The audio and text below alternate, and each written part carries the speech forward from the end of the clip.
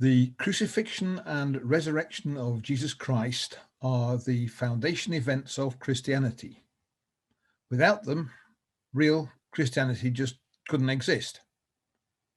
The death of Jesus is the point at which sin was forgiven and the way was open to God. And because of that, it is the most significant event in human history.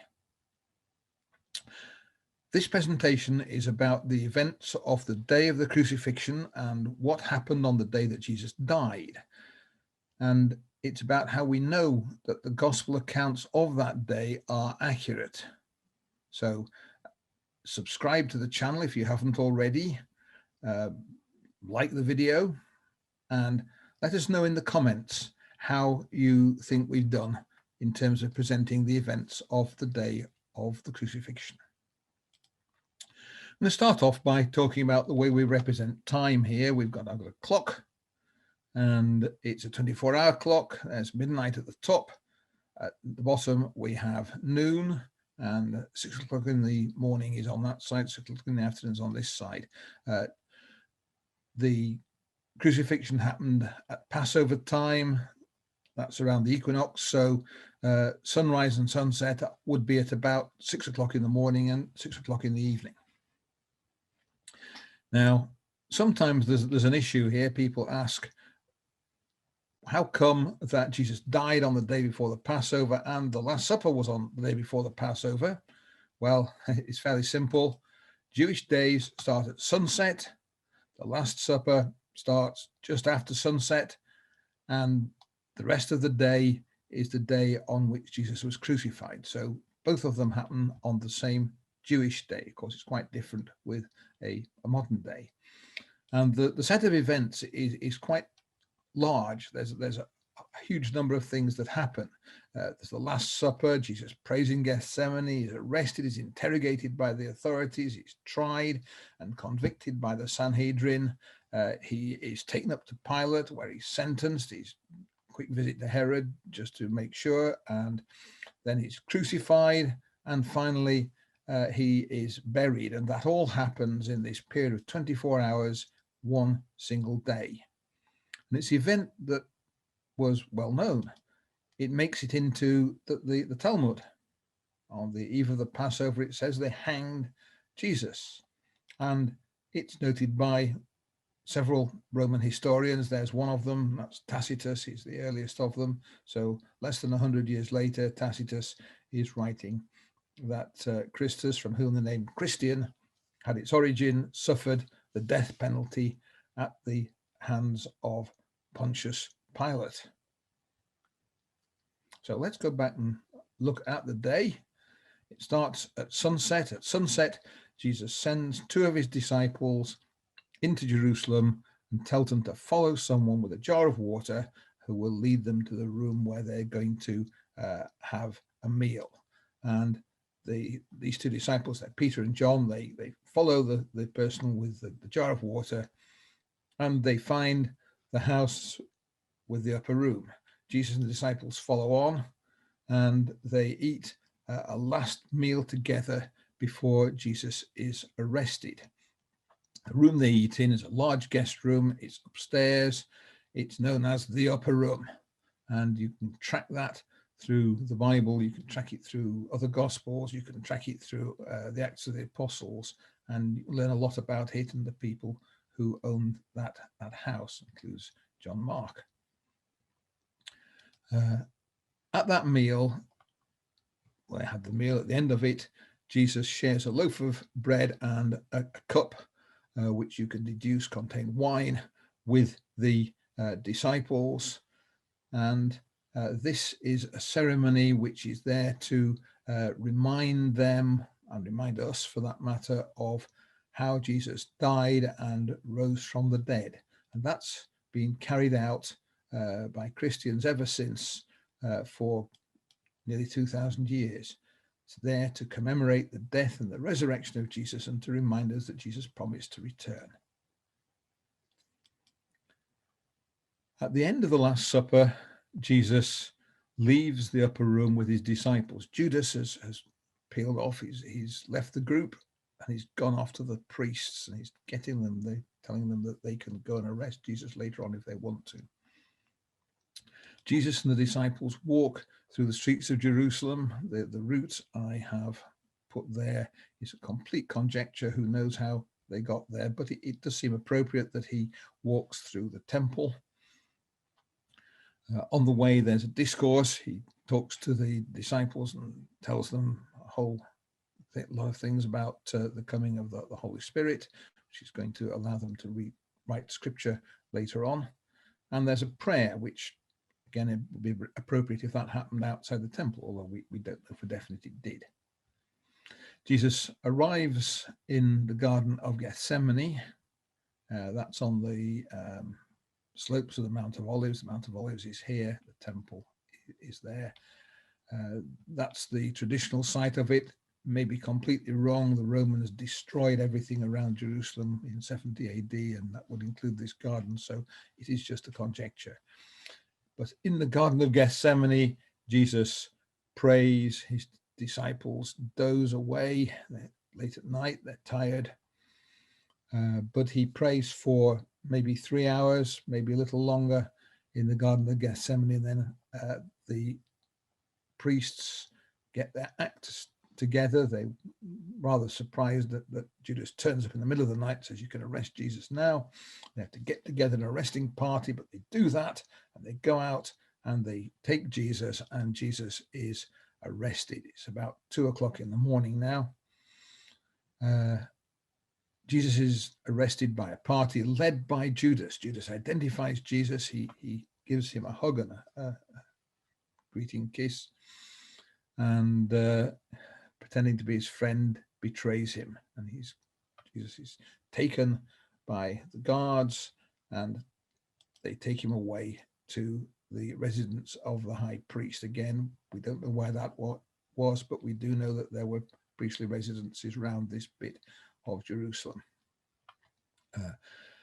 Peter and John, very, very bravely indeed, follow on, and they also manage to slip into the courtyard of the high priest's residence. So while Jesus is upstairs being interrogated, they are down in the courtyard outside, and they can hear and to some extent see what is going on. The other disciples run away. They flee from Jesus, and they disappear into darkness, and they cower behind bushes and trees. But after the arresting party's gone, most of them reappear. They gather together in the Garden of Gethsemane. Thomas has disappeared. He's gone out of the garden, and we don't hear about him again this day or the next day or even the day after that. But John Mark, the son of the people who own the upper room, he's been sent out to sleep in the Garden of Gethsemane. He nearly got arrested as well, but he's standing there, and the others emerge from behind the bushes and all the rest of it, and he takes them back to the upper room, and there they remain again. Not just this day, they spend that night there, they spend the next day there, they spend the night after there, and that's where they meet Jesus later on.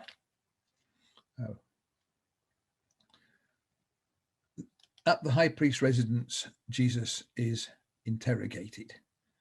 The priests haven't got a case together against him yet, and they're making one. They're interrogating witnesses. They're making sure that all the evidence is ready so they can get a conviction when Jesus is tried later on in the day. Jesus is occasionally beaten. He's certainly abused, and they are putting together a case against him. But when dawn comes, Jesus goes down to the Sanhedrin house. The Sanhedrin meets. As soon as it's light, they ask him one question: are you the Christ, the Son of God? Jesus says, yes, I am. They say, there you are. That's blasphemy. We can condemn you on the spot. And this must be one of the shortest trials that there has ever been.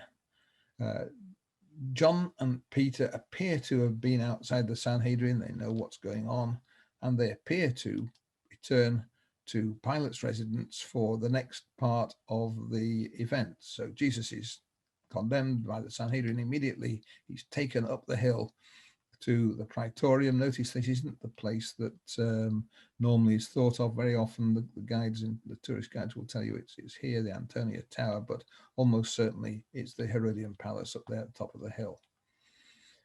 There they want Pilate to condemn Jesus to death, something that only the Romans are allowed to do.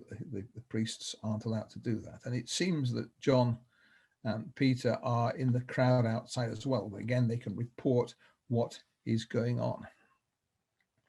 Pilate is reluctant to condemn Jesus. He thinks Jesus is an innocent man, which he is. But on the other hand, he doesn't want to upset his own political career.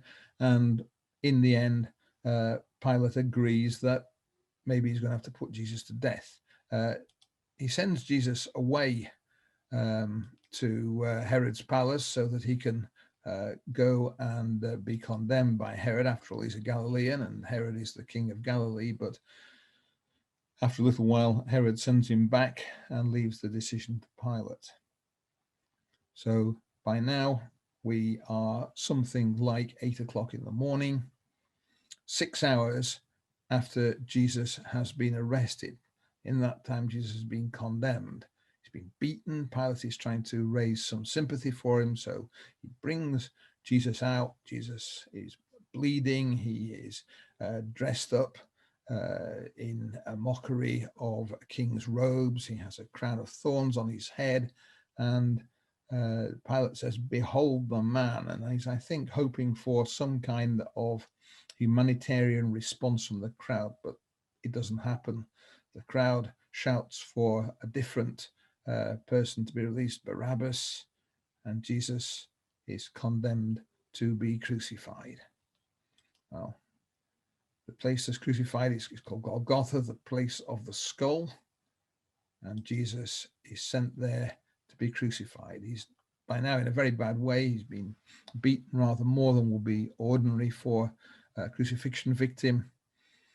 He can't carry the crosspiece of the cross that he'd been given to carry, and he has to be helped on the way, and someone is fetched out of the crowd, a man called Simon of Cyrene, who carries the crossbar to Golgotha for Jesus. At Golgotha, Jesus is nailed to his cross and he's raised onto it, and there he is going to die. When Jesus is crucified, he's placed between two robbers, two other people who are going to be crucified as well. There's a crowd around, the priests, and they mock Jesus. They shout abuse at him.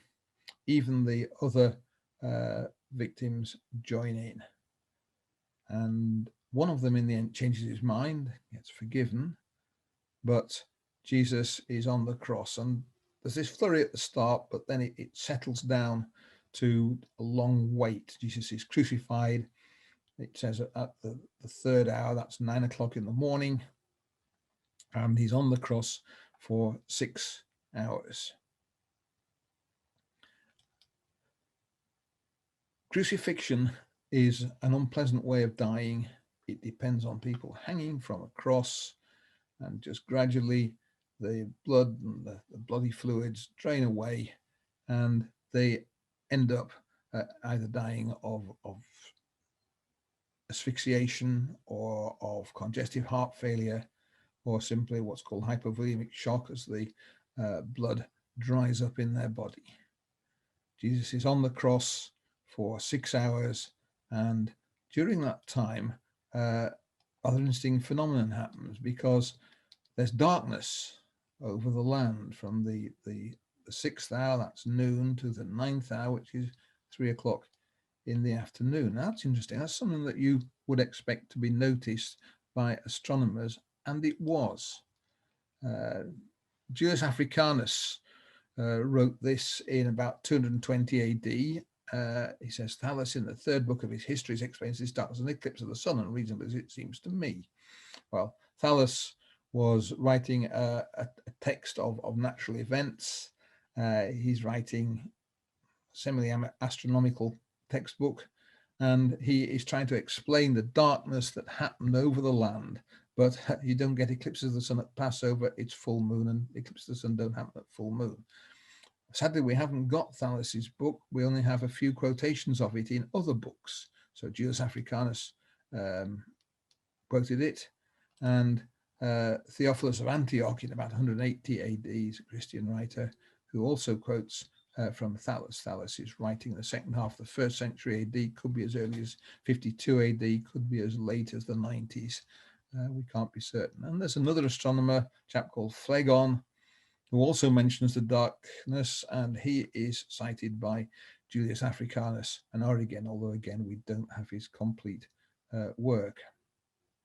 So there's a darkness over the land, and at the end of that, Jesus is able to shout out a few more words, and then he dies.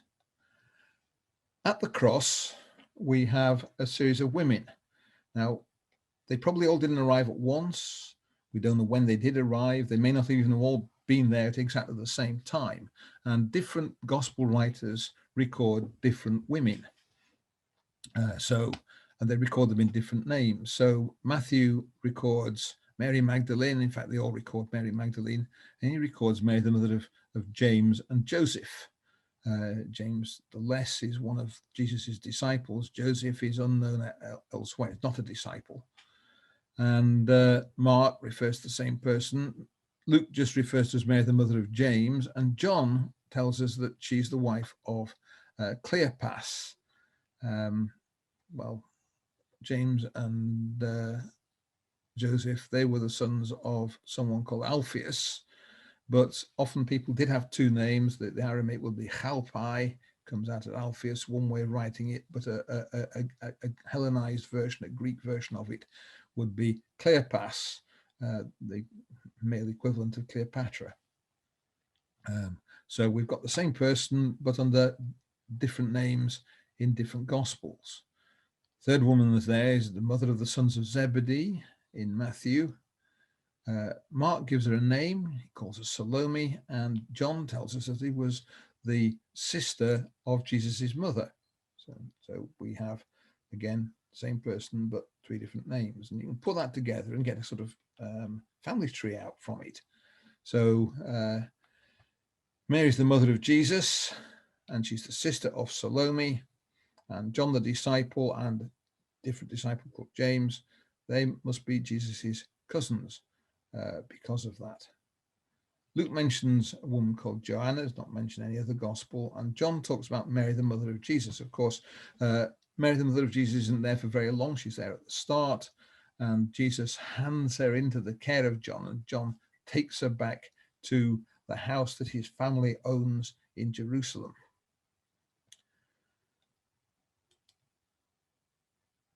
Jesus dies at around 3 o'clock in the afternoon. It says about the 9th hour, Jesus cried with a loud voice and died. So he's probably dying of congestive heart failure there.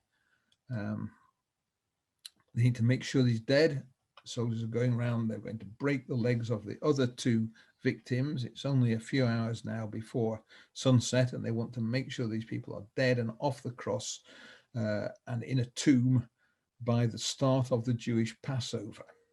It's important not to cause yet more offense to the Jews in the area by having a dead body hanging on a gibbet or a cross just through the Jewish festival. So they break the legs. You don't have to hang very long if you can't support yourself on your legs, and you just hang by your arms, and you're going to die 20 minutes to half an hour. So they come to Jesus. Jesus is already dead, so they make sure they stick a spear in his side. That's recorded by John in his gospel. Notice what it says. Out came blood and water. There's a clear fluid, looks like water. That would be body tissue fluid that you might get collecting in the lungs.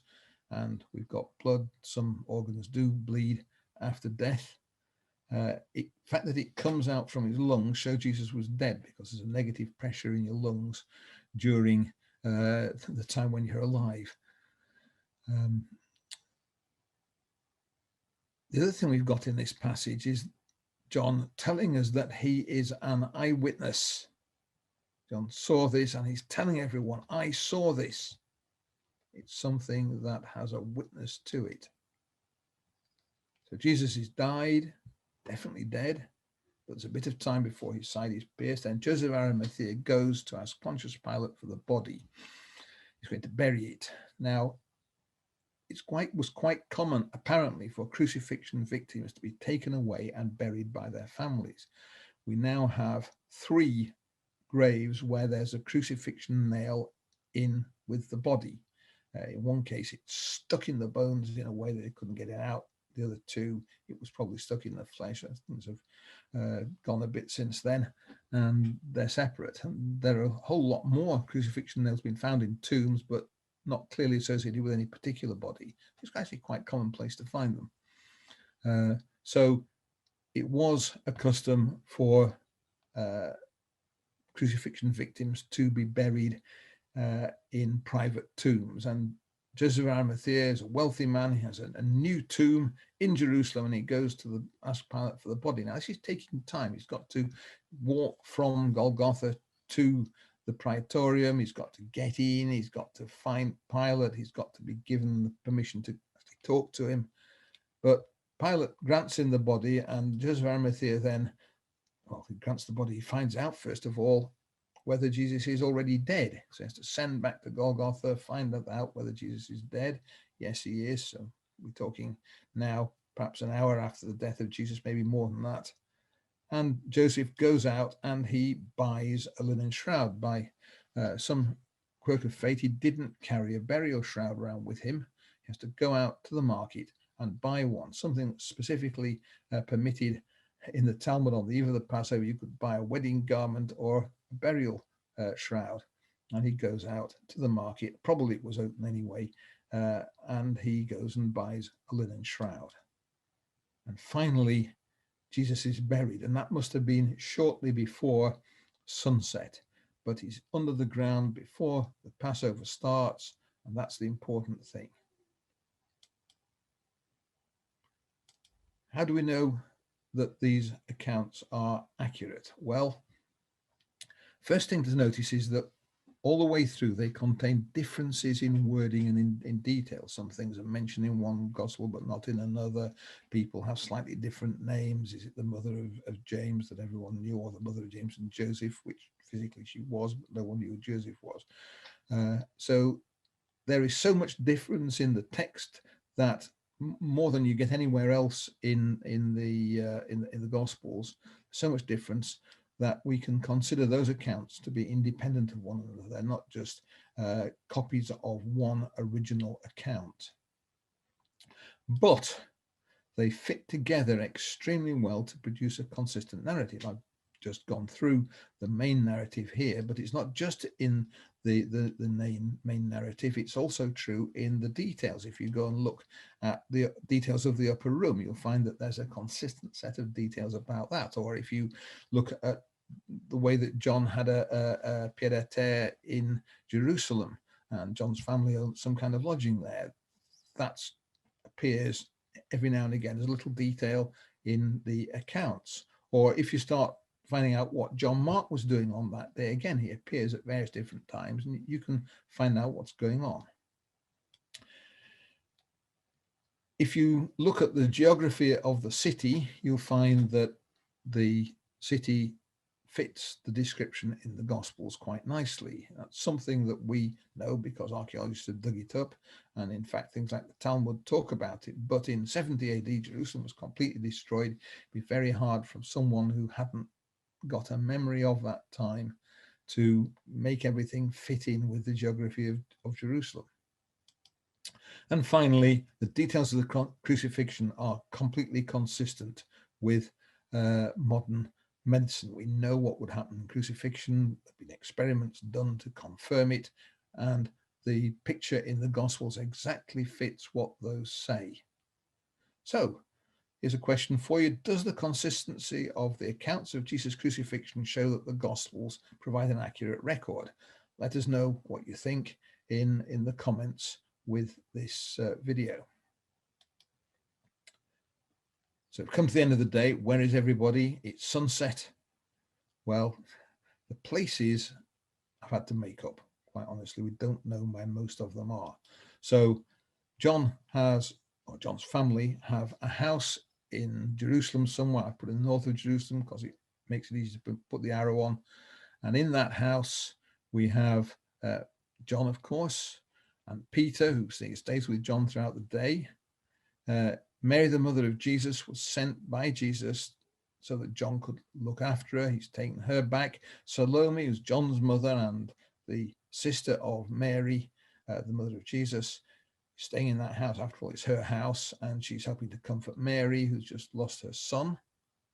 And it turns out Mary Magdalene stayed there as well. And on the accounts of the resurrection day, that's where she goes from. As I said, we don't know where John's house was. We've got a slightly better idea where the upper room was, although it's only a slightly better idea. And here we've got Mark, the writer of the gospel, and we have 8 of Jesus's 12 disciples, and they're staying there and they're keeping very quiet. We do know where Herod's palace was. That's been found by archaeologists.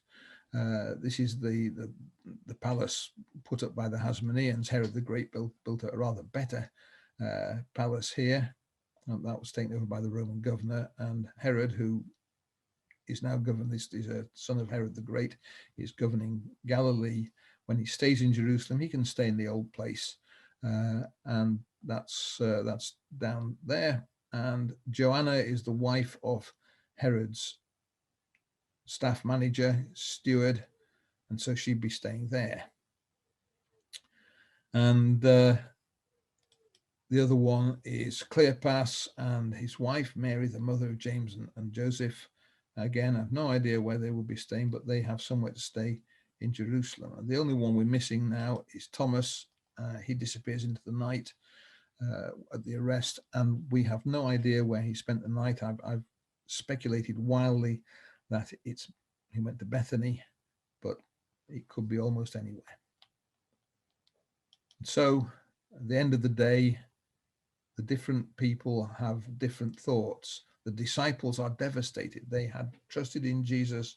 They had known he was the Messiah. They were expecting him to set up the kingdom of God and to rule forever. And here he is dead. So they are devastated. They've no idea what's going on. The Romans, well, they're quite thankful because they've got through another day without any really serious riots. And that's a plus for them. They don't think anything else is going to happen. They can put things quietly to bed. But the priests are jumpy. They're expecting something to happen because that evening they want a guard to be placed on the tomb of Jesus, and they demand one and they get one. Well, the next day is a Sabbath, nothing's going to happen. But on the following Sunday, everything does change and the world changes with it.